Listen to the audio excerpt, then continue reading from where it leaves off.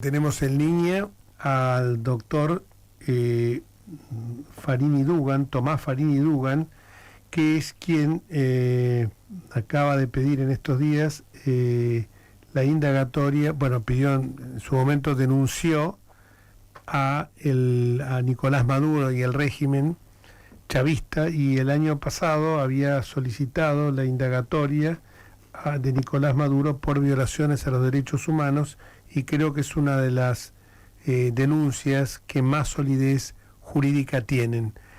¿Qué tal, Tomás? ¿Cómo te va? Jorge Enríquez desde Argentina, sé que estás afuera. En México estoy acá con un amigo venezolano que vive en la Argentina, sociólogo él, que ha tenido mucha actividad estos días, que es Daniel Sucre. La primera pregunta que te queremos hacer es, él y yo, apelando a que siempre has tenido cuestiones, la verdad, causas vinculadas con la auténtica defensa de los derechos humanos, la auténtica, subrayo. ¿Cómo está esa causa que iniciaste ya creo que hace un año, no?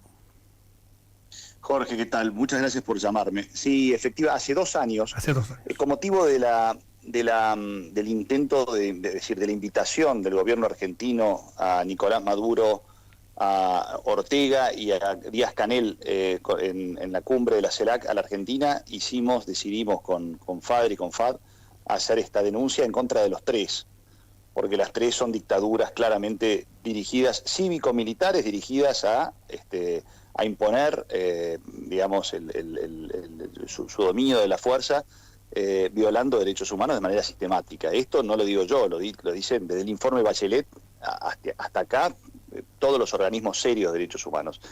Y digo serio porque estaba escuchando recién a tu entrevistado, que me parece muy interesante, que es muy importante explicar cómo esto es un proceso de 30 años que inicia con Chávez, porque la pseudoizquierda argentina y el kirchnerismo sobre todo, como ven que es insostenible lo que está haciendo Maduro, como ha quedado tan expuesta el fraude electoral vergonzoso y la represión, les cuesta demasiado sostener digamos, la defensa de una dictadura cívico-militar que viola sistemáticamente los derechos humanos. Entonces ahora quieren hacer el corte en Chávez, ¿no? Y dicen que bueno, que hay que cuidar la memoria de Chávez, como si fuera... Yo lo pensaba recién cuando escuchaba, es como si una persona claramente que tiene tendencias nacionalsocialistas, no le queda más remedio que decir que Hitler estuvo mal, pero Mussolini era otra cosa, ¿no? Una cosa por el estilo. Realmente es ridículo, ¿no? Insostenible, realmente desde el punto de vista de alguien que piense los derechos humanos como desde el punto de vista, digamos, democrático, es algo insostenible, ¿no? Tanto Chávez como Maduro. Maduro ha quedado mucho más expuesto por la decadencia, por la miseria que ha producido todo su estado, digamos, destinado claramente a expoliar todos los factores de producción y hacerse de los factores de producción, ¿no? Porque esta gente, pensemos que quiere llegar al poder para sacarle las cosas a los ricos, pero no para quedárselas ellos, digamos, hacer ellos los nuevos ricos, ¿no? Esta es la verdad de la boliburguesía, como le gusta decir. La boliburguesía, como se llama. Sí, bueno, sí, exactamente. Que la matriz es, por eso a mí muy buena tu reflexión, porque a mí también me hacía reír acá cuando decían que Kirchner era distinto a lo que vino después con Cristina y con Alberto, y era lo mismo, porque la matriz era exactamente igual, el apoderamiento del gobierno para satisfacer intereses personales y enriquecerse. Aquella vez que sale ese video tan esclarecedor, tan brutal, de Kirchner refregándose las manos y diciendo éxtasis cuando ve una caja fuerte, y que dicen que le encantaba contar los dólares y los pesos, y si había pesos en lugar de dólares mejor, porque era más tiempo que tenía que contar plata. Esto habla de una personalidad esquizofrénica, de gente que realmente está desquiciada, que no le interesa el poder ni el servicio al prójimo, sino que llegan al gobierno con el único propósito de enriquecerse y perpetuarse todo el tiempo que sea necesario. Por eso, cuando hacen esas diferencias, esas exquisiciones, yo digo, son exactamente lo mismo. Esta causa fue promovida en su momento en el juzgado de Casanelo, creo, ¿no? Así es, después logramos que, como en Casanelo no estaba, digamos, no estábamos logrando que iniciara formalmente la causa, luego se inició una denuncia, Cluny, la Fundación Cluny inició otra denuncia donde el fiscal requirió. En ese contexto lo que logramos fue que se unificaran las dos denuncias en el juzgado donde el fiscal que requirió, que es Stornelli, lo hizo de manera muy valiente, digamos, realmente de destacar, el juez Ramos, se unificara junto con la de Cluny en el juzgado de Ramos con Stornelli como fiscal. Ramos pretendió, es decir, no pretendió, sino que directamente archivó la denuncia diciendo que estos hechos estaban investigando la Corte Penal Internacional, y logramos que la Cámara Federal revoque esa resolución porque, bueno, entre otras razones, no son los mismos hechos. Es decir, nosotros hemos ido ampliando la denuncia de manera tal que hay una cantidad de hechos para recordar algunos que son conocidos, el de Rocío San Miguel y demás, de toda su familia que fue secuestrada en el aeropuerto y demás, que no están siendo investigados en la Corte Penal Internacional. Y en la última presentación que hice, donde pido directamente la captura de Maduro, amplío los hechos a todos los casos de violaciones de derechos humanos que ocurren desde el proceso eleccionario hasta ahora.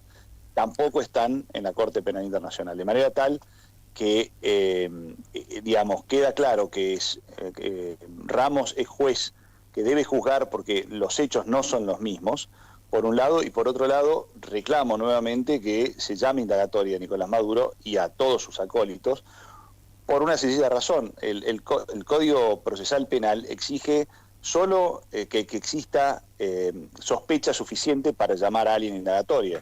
Y nadie racionalmente puede negar que existen sospechas de que Maduro viola los derechos humanos. Esto me parece que es algo que no hay manera de contrastarlo, ¿no? Realmente es un hecho público y notorio. Por lo tanto, yo insisto en que deben ser llamados a indagatoria, ¿no? Y si no se presenta a declarar, bueno, ahí sí se le librará una orden de captura con un pedido de extradición. Más allá de que muchos a veces me dicen, yo impulsé como diputado nacional el tema del juicio en ausencia, más allá de que muchos me dicen que, bueno, igualmente me dicen, vos lográs el juicio en ausencia que tuvo claramente como propósito enjuiciar a los responsables de los atentados básicamente del atentado contra la AMIA por parte de la organización terrorista Hezbollah, brazo armado de la República Teocrática de Irán. Más allá de eso, me parece que si tuviéramos esta figura incorporada a nuestra legislación, el juicio en ausencia sería muy, muy importante porque permitiría poder juzgarlo, más allá que algunos me dicen, algunos muy amigos, colegas, no voy a hacer los nombres, me dicen, bueno, pero ¿qué vas a ganar? ¿Lo vas a condenar? Y después van a dictarse una orden de captura si el propio Estado lo va a apañar. Bueno, pero me parece que con alertas rojas, con el hecho que no pueda salir de su país, que esté siempre expuesto, es como una espada de Damocles, ¿no? Me parece que eso hubiera sido muy, muy importante, muy necesario. Esta ampliación de denuncia... Esta ampliación de denuncia la realizaste en representación del Foro Argentino por la Democracia, FADER y de FAD, ¿no? Así es, exactamente. Sí, coincido con vos, absolutamente. El proyecto de juicio en ausencia es muy importante para estos casos porque el proyecto de ley abarca también las violaciones sistemáticas de derechos humanos. Por lo tanto, estos juicios, el de Nicaragua, el de Cuba, el de Venezuela, podrían ser juzgados en la Argentina. Y sí, es cierto que esta gente se mueve solo en países donde se garantiza de alguna manera la impunidad para que no puedan ordenar su detención. Lo cierto es que no les da lo mismo que la comunidad internacional los sepa criminales de lesa humanidad con una condena y con una orden de captura internacional, y mucho menos que Interpol anote esa alerta roja. ¿Por qué? Porque, por ejemplo, les puede ocurrir la desgracia que le ocurrió a Alex Saab, no olvidemos que era el testaferro de Maduro, y que terminó preso durante varios años, primero creo que Costa de Marfil, no me acuerdo en qué lugar había terminado de África, aterrizando el avión por fuerza y por lo tanto lo detuvieron, y después en Estados Unidos. A Alex Saab le dan la libertad, probablemente en función de un acuerdo que se llegó para que las elecciones no sean verdaderas, digamos, y que gane, que se respetara la voluntad del pueblo, cosa que por supuesto Nicolás Maduro incumplió como era de esperar. Pero realmente no da lo mismo a estos regímenes que se llegue a una condena, que se libre una captura y que Interpol anote una alerta roja, porque es un fuerte señalamiento en la comunidad internacional de que esta gente efectivamente son regímenes totalitarios y autocráticos, señalados como tales, y eso es muy importante que la comunidad internacional los reconozca de esta manera. Y además, ya les digo, no de ninguna manera quedan, hay casos donde pueden terminar retenidos, y eso es muy importante. Realmente no debemos dejar de pasar esta información. Tomás, muchísimas gracias por tu participación en nuestro programa, por un lado, y por el otro lado, que cuando la gente a veces dice que, bueno, pero esto no, es como... a veces como lo quieren ver como algo lírico, como te hablábamos recién de juicio de ausencia, yo siempre digo lo mismo, esto sirve para visibilizar, para que se mantenga viva la llama de las barbaridades, de los delitos de lesa humanidad que se están cometiendo en Venezuela. Si no existieran este tipo de denuncias, posiblemente el tema pasaría solamente en la faz de Venezuela. Y de esta manera creo que, más allá que también muchas veces me dicen, sí, pero la OEA ¿qué hace? Le faltó el voto 18, se puede neutralizar, sí, pero por lo menos hay una declaración de distintos países y que la gente ve. Por eso el otro día en este mismo programa ponderaba la actitud de Boric, de Gabriel Boric, porque siendo él un régimen que podía estar lejos en cuanto a la institucionalidad, pero cerca en cuanto a un componente ideológico de izquierda, tampoco creo que Chávez sea mucho de izquierda, ¿no? Maduro sea mucho de izquierda, ¿no? Pero es importante que haya repudiado y haya reclamado la vigencia plena del Estado de Derecho, ¿no? Por supuesto, coincido totalmente, y digo una cosa más, este no es un problema de derecha o izquierda, es un problema... y es muy importante que lo tengamos en cuenta, porque se intentó importar esta especie de franquicia fracasada de gobiernos dictatoriales que lo único que hacen es enriquecerse a expensas del pueblo y destruyendo completamente un país como fue Venezuela. Lo mismo han hecho en Cuba, lo mismo han hecho en Nicaragua.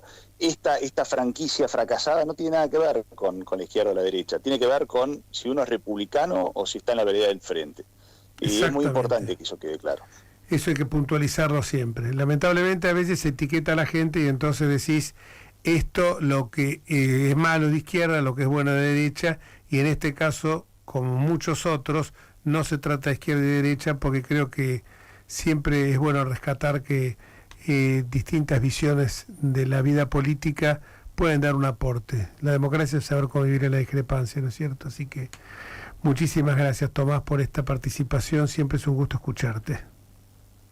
Muchísimas gracias, Jorge, por haberme llamado. Un abrazo grande. Un abrazo grande. Chao.